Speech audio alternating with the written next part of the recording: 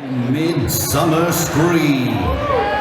As we near the end of our little spook show, we've saved one of the best presentations for last.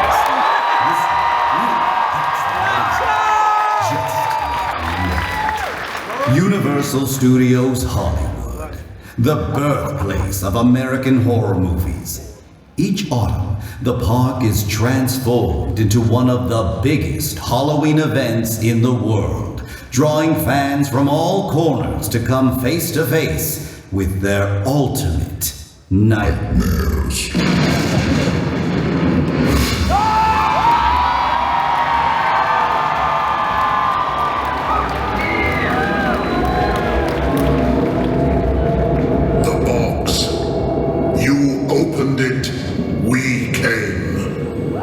Explorers in the further regions of experience. Demons to some, angels to others. Now you must come with us and taste our pleasures. We have such sights to show you. Shall we begin?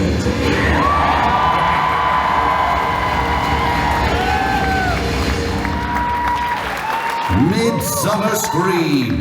Give it up for the creative director and executive producer of Universal Studios Halloween Horror Nights Hollywood, John Murdy.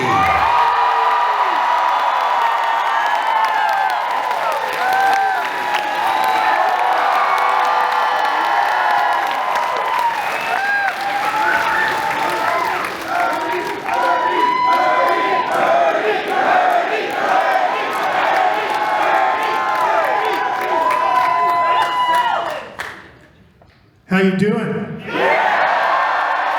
I don't think so. How you doing?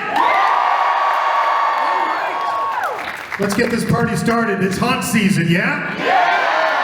All right. I'm John Murdy, creative director, executive producer of Halloween Horror Nights at Universal Studios Hollywood. And today, I think I teased this out on whatever Twitter is called now. What is it, X? I have 13 things to show you today. Some you will listen to, some you will look at with your eyes, but there are 13 things that we haven't shared yet. Is that okay with you guys? All right. We always have to start this the same way. How many of you guys came to Halloween Horror Nights last year, 2025? And how many of you guys have been to Horror Nights just in general over the last 21 years? Thank you. Thank you, thank you, thank you, thank you. And real quick, do we have in the house any Horror Nights team members? Stand up, all of you guys, stand up. Boys and girls, let's go. I've said this before, I've said it 1,000 times, but it's so true. It takes a village to create this event, right? It's the hard work, it's the passion, it's the dedication of everybody who works on Halloween Horror Nights that brings this event to life for you. Okay? All right. Why don't we start this way? Click.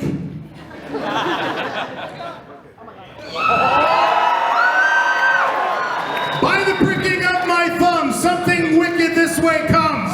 Are you guys ready for an announcement? Yeah? That's not good enough. Let's hear you. Are you ready for Halloween Horror Nights announcement? You cheered about Anaheim. I want you to cheer louder about this announcement than you did about Anaheim.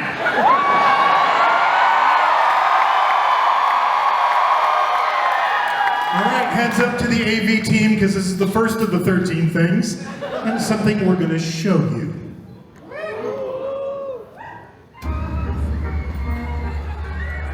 Now, the moment you've all been waiting for, our grand reveal. Taking over this year's Terror Tram. Please welcome the one, the only art that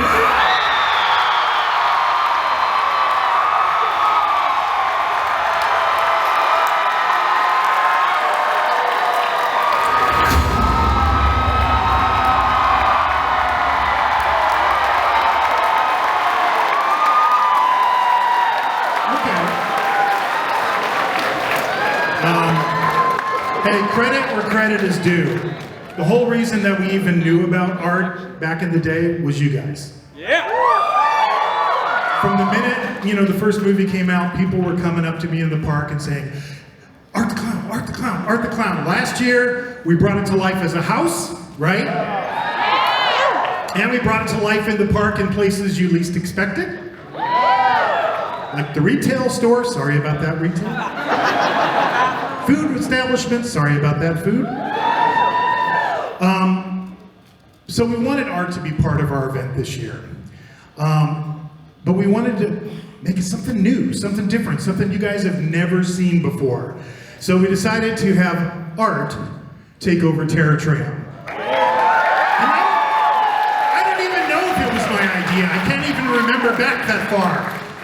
But as soon as it was mentioned, I was like, yes! Art should be on Terror Tram. This is great! And then I panicked.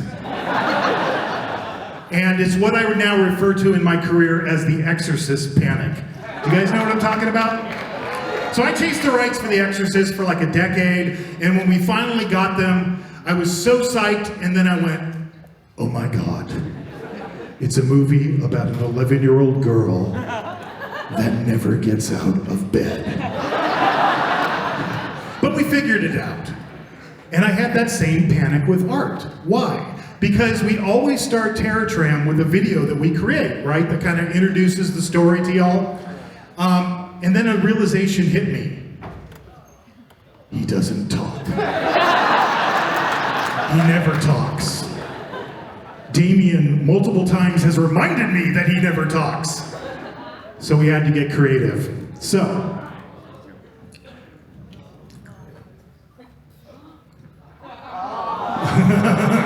all right, I don't know how many of you are as old as I am. Probably not that many. But when I was a kid, we used to have book and records. Do you guys remember what I'm talking about? I, still ingrained in my brain from childhood, I still remember, the G.I. Joe book and records that I had as a kid, somewhere in the Egyptian desert. The adventure team vehicle rolls on while Mike frantically tries to contact Joe. I mean, I could recite that whole book and record. I won't, but I could. And what book and records always have, right? They always had that sound, that iconic sound, every day is Artmas, an Art the Clown book and record. When you hear this sound, what kind of sound should we have for art? How about we make this an audience participation thing? Because I'm going to tell you the whole damn story, right? I'm going to take you through the video and what we're doing with this. And every time I go like this, I want you to scream your head off as loud as you possibly can scream, okay? Can we do this? Let's try it. An Art the Clown book and record. When you hear this sound, turn the page. So it's time for a short story. So I think about this kind of I grew up with the Rankin and Bass Christmas specials, like Rudolph the Red-Nosed Reindeer, Santa Claus is coming to town. So I'm going to read the narration. It's not me. I'm not doing it for the actual video, but I'll substitute for us. And it starts like this. Art the Clown loves Christmas. Art the Clown loves Christmas a lot. See Art dressed in a Santa suit he stole from an old man at a bar. See Art wearing a Santa beard that he ripped off the old man's face. Art loves his Santa suit. Art loves his Santa beard. Because Art the Clown loves Christmas. A lot. Art even brought a special Christmas present to give to the tour guide and all his friends on the Universal Choo-Choo Tram. But the silly tour guide tells Art, it's not Christmas yet. Art is too early. You're a little weak on that. Let's try that again.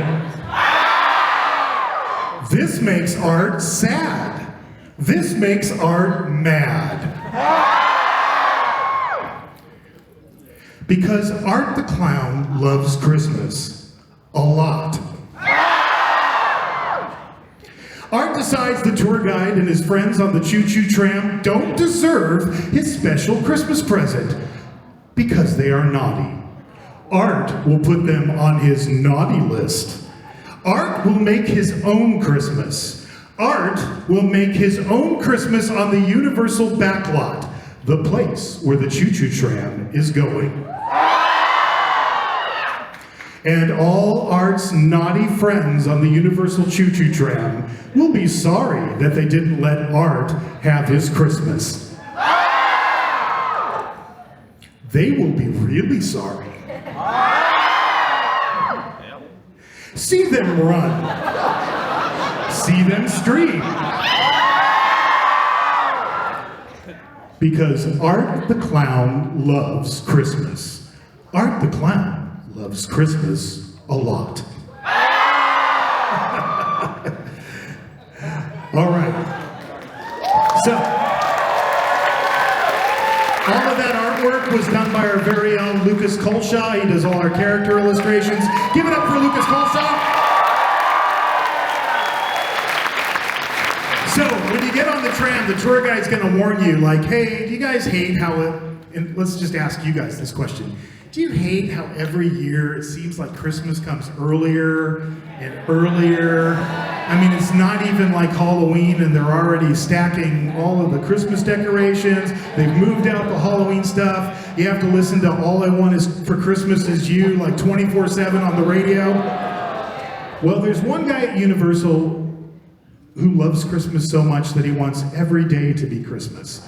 And then we reveal Art, and he's fully decked out in his Santa Claus suit. He's sitting at his table in his cozy little living room with his hot cocoa and his Christmas cookies, and he's bought this present, and he wants to give it to you guys. Except when he opens it up and he pulls it out, it's the freakiest doll you've ever seen in your entire life. And the tour guide has to break it to Art and say, Art, you know, I'm sorry, you're just too early for Christmas. And as the video says, this makes Art sad, this makes Art mad. He grabs his snow globe off the table and he shakes it furiously into the camera, and we do this beautiful snowflake dissolve into the storybook that I just took you through. And then when we come out of it, Art is just seething. He is pissed. And he's holding the baby doll, and he's gesturing to all of you, and he's doing the cutthroat gesture, and then he rips the head off the baby doll and drinks its blood. And when the tram pulls up, he's waiting for you. He's standing there in the middle of the road. He looks something like this. He's still got that baby doll head in his hand, but he's totally bummed, and he's just staring at you, giving you this signal. Behind Art is this Christmas house, and it's all decked out. Look at what I did there. You thought you knew what we were doing, didn't you? You all thought you knew. You're all on the internet. Oh my God, I can't believe it. And you're wrong. Take that. So the Christmas lights are just kind of sadly sputtering away, and it's this really kind of sad, depressing scene. But then out of the portal comes two of Art's friends. Vicky Hayes and the little pale girl. And the little pale girl takes the severed head away from Art, and Vicky hands Art a brand new chainsaw. And now he's happy. He's jumping up and down, he's so excited, and then the music starts in. Do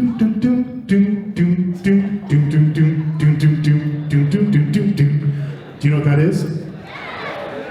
It's the Nutcracker Suite. And that's what we're doing. We're applying all of these classic Christmas archetypes and putting them in the world of Art the Clown, okay? So these are our Nutcracker characters, our freaky ballerina, our Nutcracker, the Rat King, and they all come out with chainsaws, and now Art is thrilled, and all of a sudden the lights change and it all becomes Happy Christmas, and they fire up those saws, and they chase you to the next zone, which is Art's Christmas tree farm.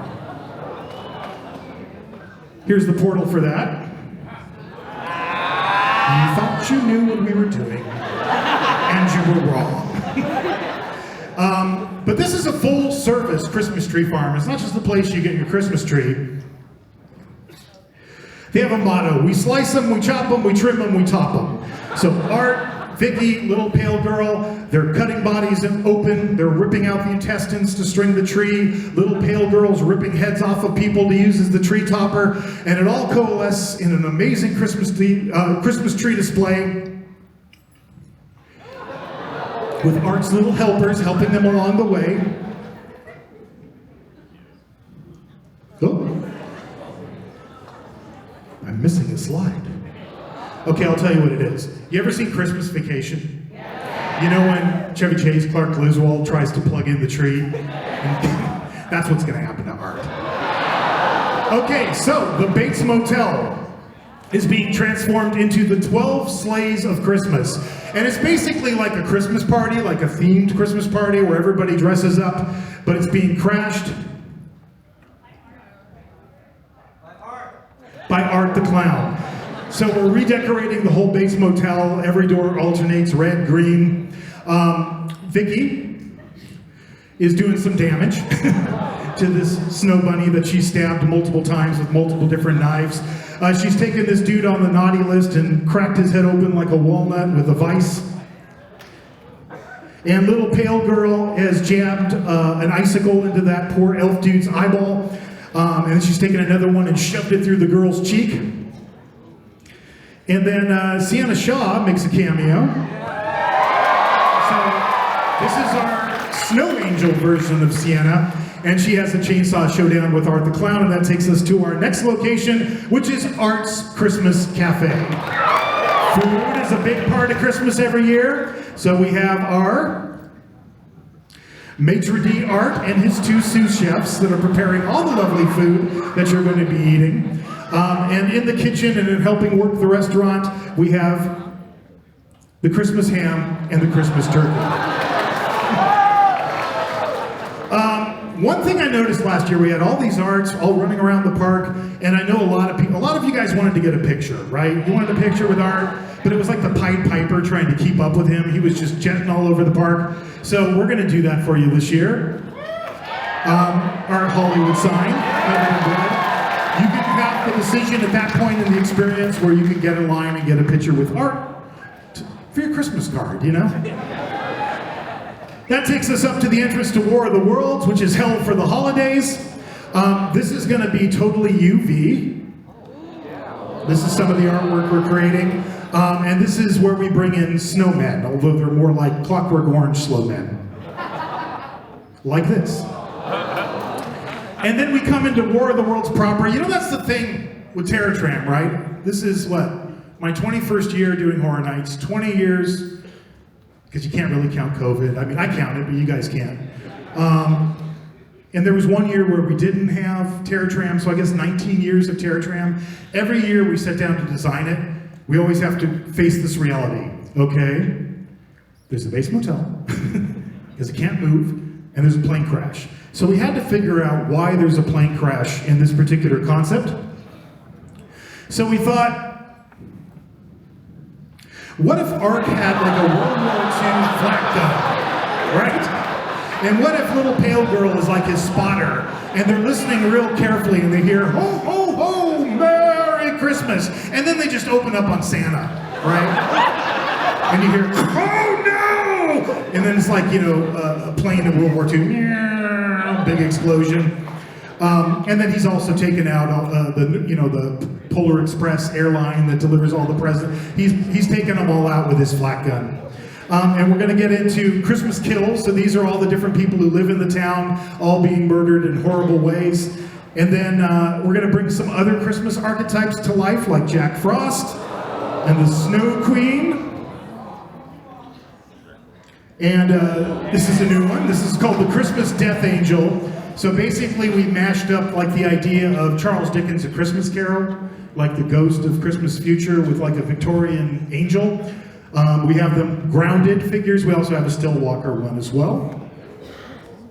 Then as we get closer to the end of War of the Worlds, we start encountering all these freaky toys that have escaped from Santa's workshop, like our wind-up monkey and our freaky-looking bear. Still walking Nutcracker. And at the very end of War of the Worlds, there's a big Christmas, chest overflowing with body parts. And Art has his naughty list, and he's checking to see if any of you are on your naughty list. And then once he does, from behind the big toy chest comes these freaky dolls, a male and female version. And then that finally leads us to Art's workshop, which on the outside looks just like Santa's workshop. So it's like, gingerbread house. But when you get inside, it looks like Art's workshop. And there's all these different departments, there's all these different doors like dismemberment, decapitation, disembowelment, and that's what they're doing to poor Santa's corpse.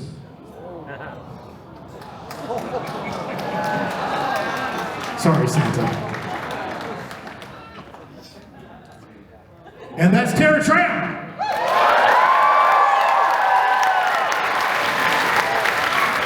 But wait, there's more. How about a special guest?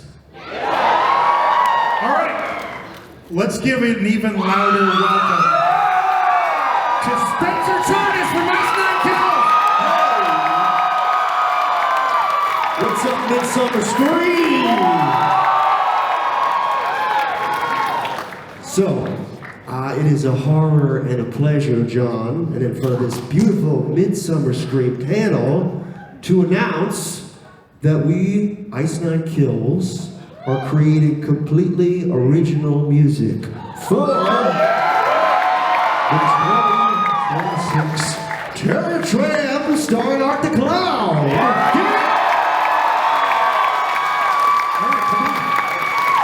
Turning all of your favorite Christmas jingles into the most violent, vicious, ink-filled death metal you've ever heard. Are you excited? Now, for years, a lot of you guys in social media have been like reaching out and going, you should do something with Ice 9 Kills. You should, there's this guy, his name is Spencer Charnas. I've known him for years, man. Actually, we're trying to figure this out backstage. Do you remember when we first met Spencer? First met in person. I definitely think it was like a video call. It was a video call, yeah. And it's just such an honor to be up here with this guy. Give it up for this legend. Yeah! And I've always been enamored with Halloween Horror Nights, so to get to create something for you guys is incredible. And can't thank you enough. So like last year, I was talking to Spencer when we were doing all the stuff with Art the Clown and the opening ceremony, and we're like, hey, can we use the song from Terrifier 3 to be part of our opening ceremony? So that was like the baby step, So this year when we started working on Terror Tram, I was like, I know you're on tour and everything. I don't know if you have time, but we're doing this cool thing starring Art the Clown, and it would be great to take like classic Christmas songs, right? Like ones you all know that you've grown up with, and give it the Ice 9 Kills twist. We've been having some fun with those lyrics, my friend. I can't wait till you hear what we've done to songs like Joy to the World. It's going to be a bloodbath. Do you remember the first time you ever came to Horror Nights?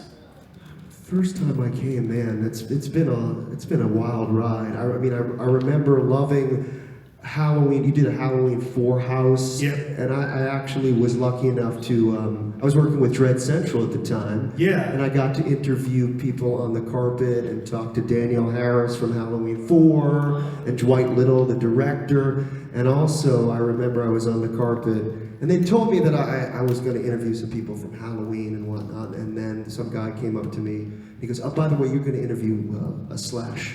I said, when? Yeah, in about 15 seconds. So I had to get my shit together, and I think Slash liked me. I left a good impression, but for us to follow in Slash's footsteps, I know he's done so many events for you guys and music, so it's an honor to be up there with Slash. If you had to well, first of all, how many of you guys like Ice 9 Kills? Thank you. If you had to I know we talked about this early on. I think a mutual friend, Louis Kovacs, yes, introduced us. It was pretty early in your career. Yeah. But if you had to describe to the people what is Ice 9 Kills all about? What is the Ice 9 Kills brand? Like, how do you see your place, particularly in horror? Well, for me, Ice Nine Kills combines two of my favorite things in the world. Heavy music, punk rock music, with horror.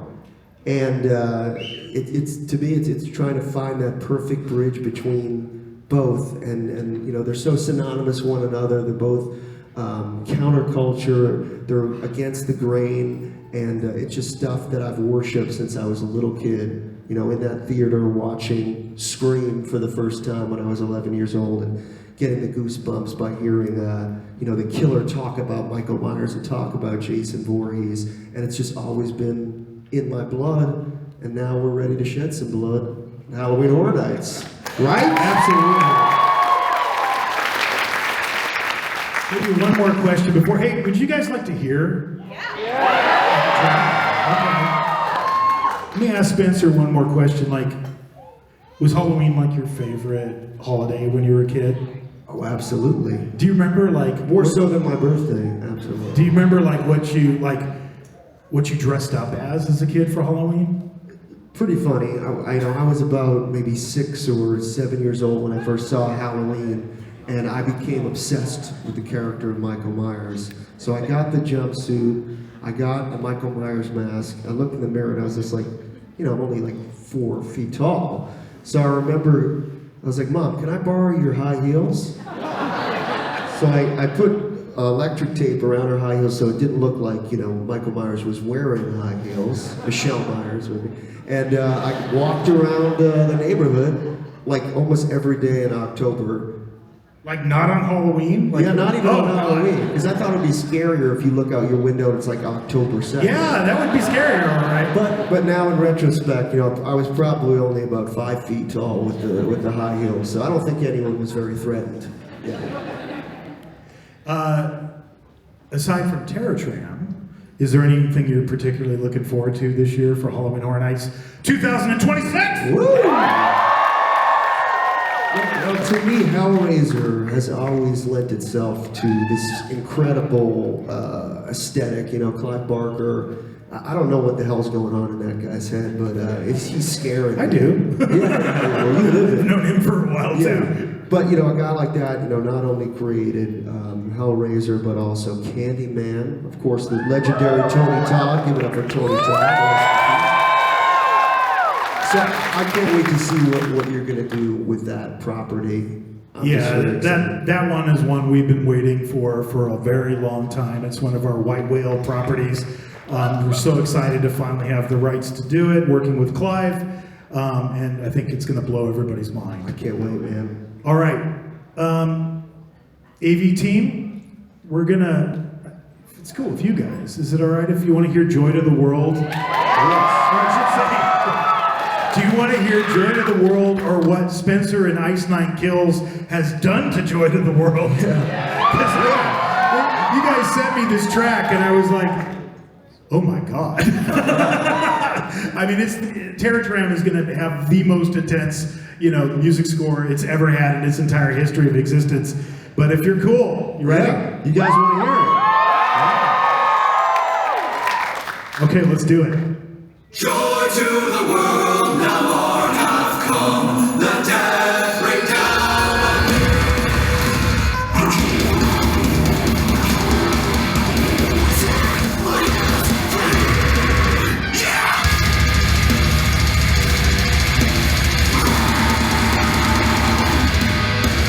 Joy to the world, now morn hath come, the dead break down.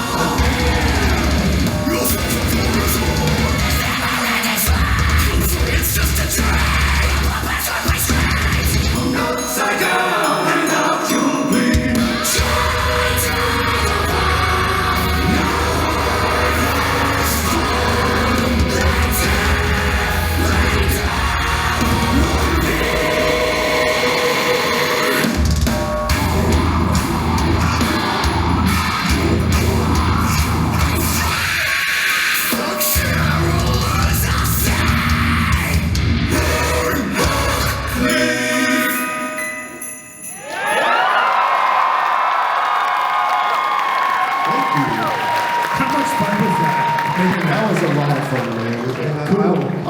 doing that kind of Cannibal Corpse style vocal pattern and combining it. It's the juxtaposition of the happiest time of year with death. Yeah, it goes. They're doing a whole bunch of tracks for this. It isn't just one track. They're doing Christmas Tree. Bells. Carol of the Bells, Nutcracker Suite, Dance of the Sugar Plum Fairies. I mean, it's a lot of music. So I wanted to personally, while I'm up on stage, thank Spencer for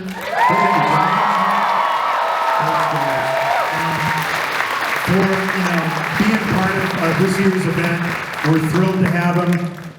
Thanks for stopping by, man. Thank you guys, and thank you guys for telling John and telling Halloween Horror Nights and Universal that you wanted us included, because we couldn't do it without you guys. Thank you so much.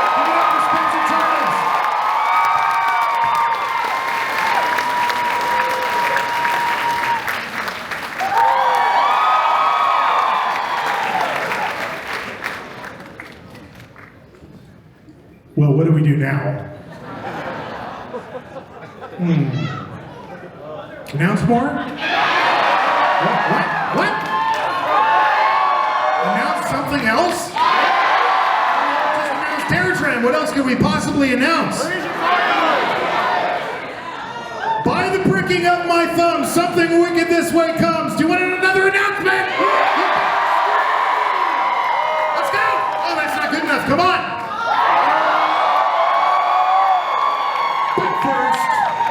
Time for a short history lesson.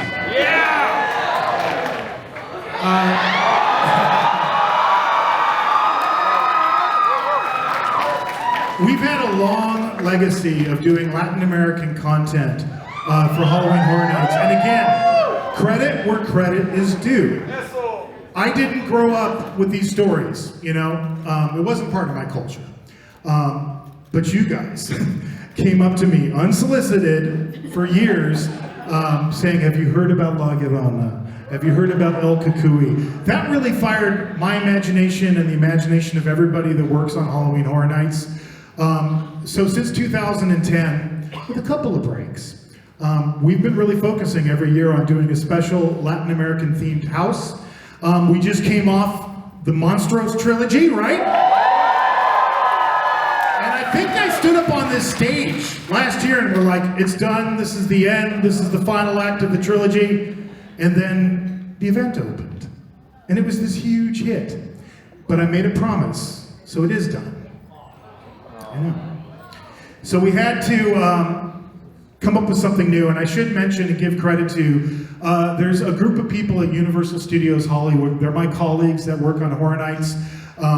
They come from all different backgrounds. Some have a heritage in Mexico, others Latin America, like South America, Central America. They represent a wide spectrum, and I always meet with them before I do anything that's going to have Latin American content, because I took 2 years of Spanish in high school, and that was like 40-something years ago. So they're a huge help to me, not only with translation, but just to making sure that everything we do is authentic. So I did want to recognize those folks and say thank you for all of your help. Because we've got something new for you. KILLceañera, music by Slash.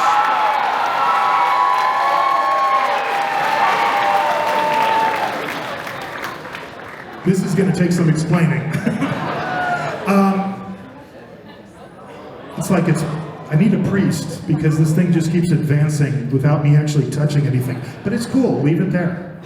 Because it's not often that I can go back and go, oh, I remember the exact moment of inspiration when an idea came to me, but I can with this. And it was a long time ago. It was 2018. I was hanging out with that dragon, up there on that balcony at City Walk, and I was just kind of standing there, lost in my thoughts, and down the street I saw this procession, and it was this young girl in this amazing elaborate dress, kind of like a wedding dress, right? And then she had a whole group of girls with her that were all in dresses, kind of like bridesmaids, and there was a whole group of guys, and they were all in matching suits, kind of like groomsmen, and I was like, what the hell is that? So I started like, well, there's no way I stopped him. I went down the escalator and I was like following them and trying to figure out what it was that they were doing. Because again, I did not grow up with quinceañera. How many of you, well, let's start with this. How many of you have had a quinceañera? Okay. How many of you have attended a quinceañera? I backed the right horse. Good. How many of you have no idea what we're talking about and are completely lost? A couple. Okay. All right. Well, for you, that handful of people that are a little bit lost, it's time for a short cultural history lesson. And this is all part of the research that I did and talking to all of my different colleagues. But there are essential elements to a quinceañera. In essence, what it is, and you guys keep me honest if you disagree with me, because, you know, these things, everybody has different opinions, but it's the celebration of a girl's 15th birthday, and it's pretty much the transition from childhood to adulthood, right? And it has lots of things that tend to be in common, although your quinceañera might not have had this, so don't get angry if it didn't. But there's generally a court of honor, right? And that's the girls called damas, and the boys called chambelanas. Hope my pronunciation's okay on that. Is that all right? Oh, my Spanish teacher's gonna be so happy if she's still alive. Like, probably not. That's the court of honor. There's the gown, el vestido. It's the formal gown worn by the quinceañera. There's usually a tiara and a scepter, and that represents her newfound responsibility. There's the la entrada, which is her grand entrance that she makes to the party. There's typically a candle display, 15 candles, one for every year of her life. There's something very unusual, doesn't exist in my culture or a lot of other cultures, but it does in the culture of quinceañeras, and that is the presentation of the last doll. And it's supposed to represent, this is the last doll you're ever going to receive because now you're transitioning from a child into a young woman. Along with that, there's another tradition that is the changing of the shoes ceremony, changing usually out of flats into high heels because, again, you're transitioning from childhood to adulthood. Of course, there's food, music, dancing, there's a formal toast, and there's a cake cutting ceremony, and that's just some of the elements involved in a quinceañera. So I took all of that and I went, okay, if I was making a horror movie, how would I take all of those elements, put it into the hot stew, stir it around, and see what comes out? So you guys always ask me, all the time on social media, can we see an example of a treatment? Okay, well, here you go. This is an example of a treatment. This is a treatment for KILLceañera, and it's two main things. So on one side you see the description. That's the narrative that I write. So I write a narrative as if I'm you guys. It's written from the guest POV, as if I'm going through the scene. It's everything I see, everything I hear, everything I smell, sometimes.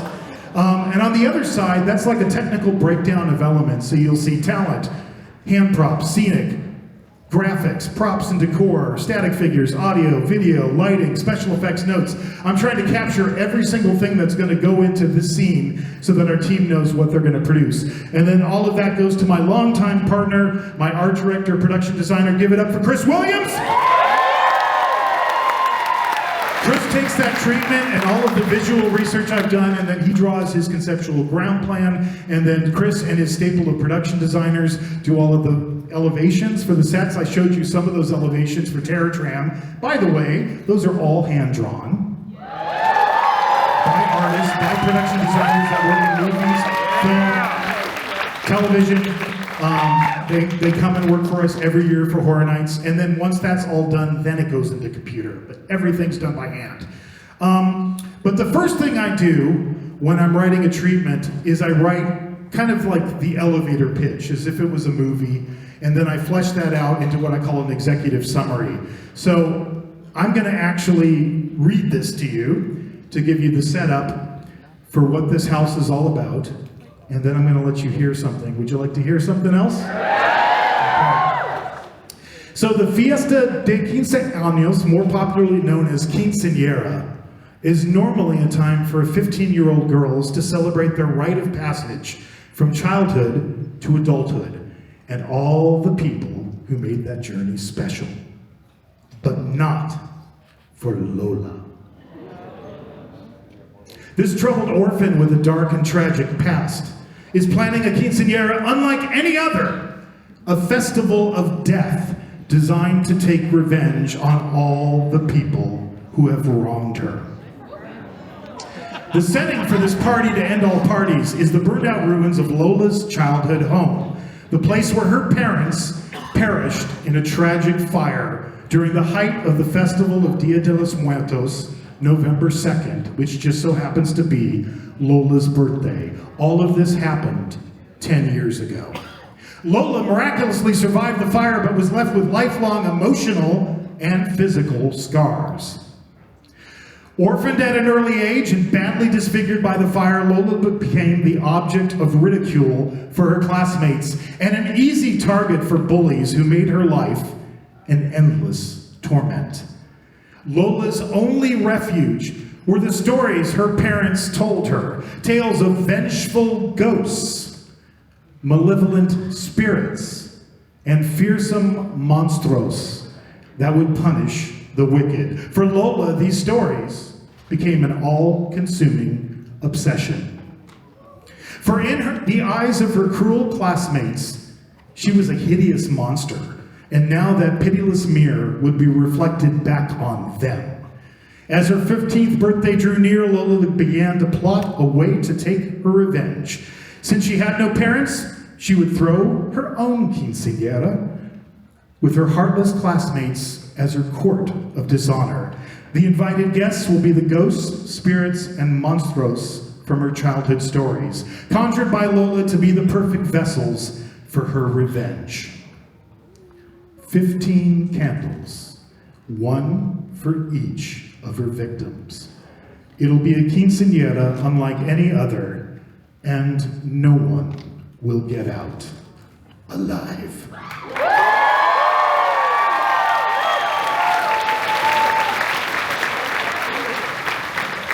This is the facade. So some of you guys have seen this going up in Parisian Courtyard. This is the burned out ruins of Lola's childhood home. And I know a lot of you guys have been looking at that, trying to peer over the construction fence, hold your phone over the construction fence to see what else you can get. And you've been talking a lot about that balcony up there. That is purpose built. That is for Lola, okay? So there is a character out in front of this facade, but she is elevated up above you. You're gonna walk underneath her to get into the house. So we had to design what Lola was gonna look like. This is some of the sketches that we did. We wanted to show the burn and all the damage from the burn, but because her birthday is November 2nd, the height of Dia de los Muertos, we also wanted to fold in like the calaveras, the candy skull kind of makeup, and then we put it together with the costume design.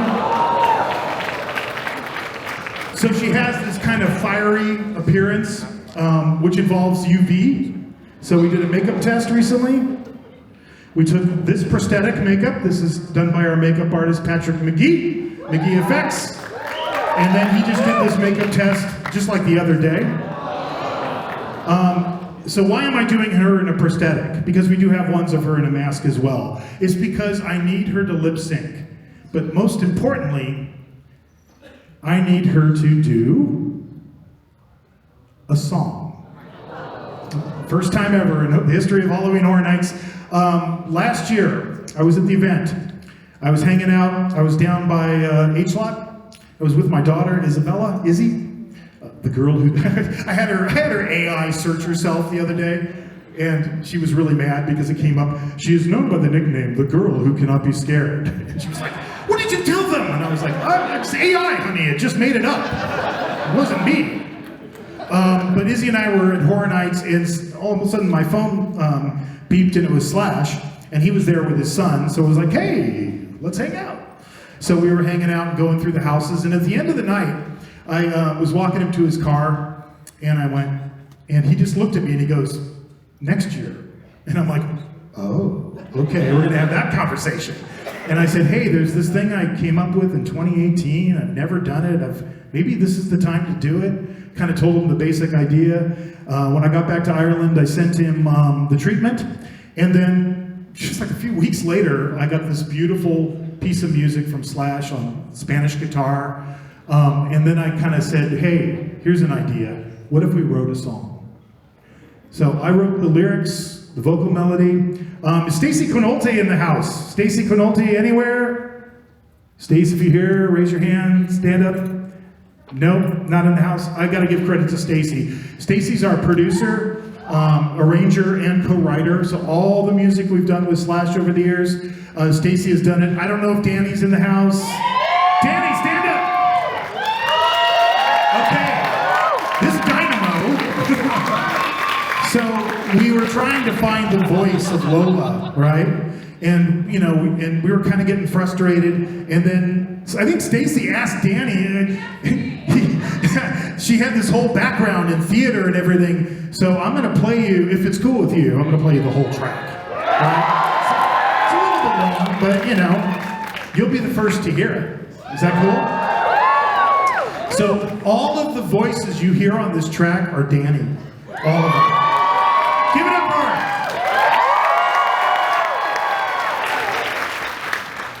her. All right. 15 candles. Here we go.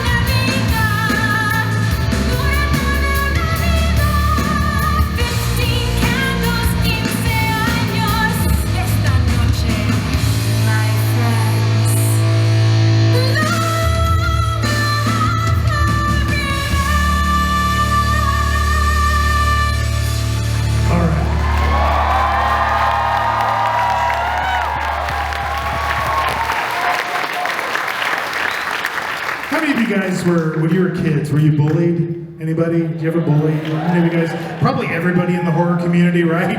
Or else we wouldn't be doing what we're doing. Though the words are in Spanish, this is the point of it. A moment of suffering lasts forever, lasts a lifetime. So this house is for all the people who were ever bullied and wanted to take revenge. But wait! Waiting for it to register. Waiting for it to register. How long have you guys been asking me? When are you guys gonna have a behind the scenes tour? Now! First time ever, we're gonna start in Hollywood. They've been doing this for years in Orlando, Florida, but we're gonna start it in Hollywood because you asked for it. Unmasking the Horror is going to be available for the first time in Hollywood. It's gonna be KILLceañera and Sinners. Details to come. All right, now I gotta kick it into overdrive because I'm already getting the person by the side of the stage giving me the, dude, you gotta wrap it up, you gotta wrap it up. We got a lot of stuff to go through, so hang on. You wanna see some scare zones? Let's go. Do we even have time for a shorter cultural history lesson? Sure we do. In Mexico in the 1920s and 30s, they had this thing called carpa shows, which were tent shows, kind of like sideshows that traveled from town to town. We thought that would make an interesting theme for the scare zone on French Street, which is El Circo de la Muerte. To tie into our carnival theme that we got going on this year. I'm gonna run you through the characters real quick. Starts with the ringmaster, the dancing bear, the chicken geek, the fish boy, the rat boy, the bearded lady, Two-Face, which is a still walker, and the twins. And here's the whole lineup. So this is El Circo de la Muerte, which is going to be our scare zone on French Street. Let's talk about the chainsaws, all right? You guys know already that we announced Fortnitemares earlier, which is New York Street, right? We kind of needed something to kind of visually blend in with that, just in case a bunch of chainsaws went running through that zone. So we came up with Hackerz. Let me walk you through the looks. And this, and this, and this, and this, and this, and this, and this, and there we go. Last year we tried something new over by Studio Tour by the Rotunda. It seemed well received. You guys seem to like that kind of unexpected scare zone, so we're gonna do a new one. It's called Blood Bog. This is Pat Quinn. Pat has been with us since the beginning. Pat Quinn, he's the guy who does all our scare zones and park decor. Pat always finds weird stuff and then like shows it to us and goes, hey, I have an idea for a scare zone. So in this case, this is the concept art that they put together for this zone. You see that big creature, and if we hit the next one. So Pat bought that and then created a whole character around it that we call the Spider Pirate. This zone has a lot of ghillie scares, but we wanted to kind of take ghillies a step further. So that's the looks for all our ghillie performers. There's actually more than this. But wait, there's more. We also have what I call HHN's character encounters or experiences. And these are just the places in the park where you don't expect to see anything, but something shows up. So, for example, Murder of Crows. The crows are back in town, so you're gonna see your favorite crow characters that we've had like the last several years. Baby Crow will be back as well. We have some new looks for our grounded crow characters, created a whole new look for them. That's their look. And then just for fun, because there's the escalator, you know, and people are always taking pictures of that lay-down yard we have next to the Ozzy Osbourne house. And they're like, look at all that Egyptian statues. They're doing an Egyptian thing. No, we're not. We just took the Horus statue, put a beak on it, and painted it black. Instant crow. We also have Shriek of the Banshee, and this is to bring back a type of character that we did several years ago. We haven't done it recently, so four-legged still walker. This is kind of around the decision hub before the fast ride. That's the sculpt for that character. Seeing this guy walking around today. Hami Kuma will be back as well. In the Universal Plaza, which is Dia de los Muertos, this is the new look of our Stillwalker characters. I'm going to be in the plaza. And that's it. That's everything. I have nothing more. Or am I forgetting something? Or should we say someone?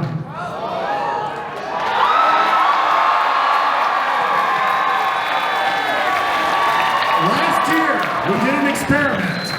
I looked at like our vice president of retail and I was like, I know we never like characters in the store, but we're gonna make an exception for this. Last year we tried something where we had art in different parts of the park and you never knew where he was gonna turn up. From the reception I heard from you guys, it sounded like you liked it. So we're gonna bring it back with a new twist. These are the looks of all the different arts. We're kind of going through the whole spectrum. And seriously, that's it.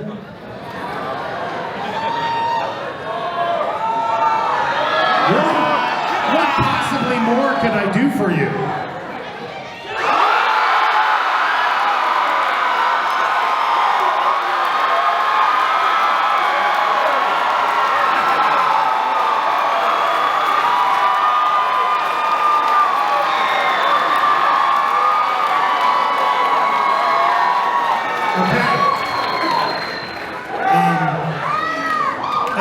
Credit where credit is due. Some fan, somebody on X, sent me a video of Curry talking about Halloween Horror Nights, right? And I was like, oh, that's interesting. He was just talking about how he's a big fan of Horror Nights and he comes every year. And I'd just seen Obsession, and Obsession's a great film. And it was late. I mean, we're talking like late in our process, but we rallied the troops. So I'm not going to give you all the details today. But what I can tell you is, Nikki is out there somewhere. You kind of got to get into like a Where's Waldo type mentality. She's out there somewhere, and she might be looking for her next obsession. And I'll leave it at that. Thank you guys so much for coming down today and hanging out with us. Thank you to Midsummer Scream for 10 years has been putting on an amazing show. And thank you guys for supporting Halloween Horror Nights. We do it for you. Thank you very much.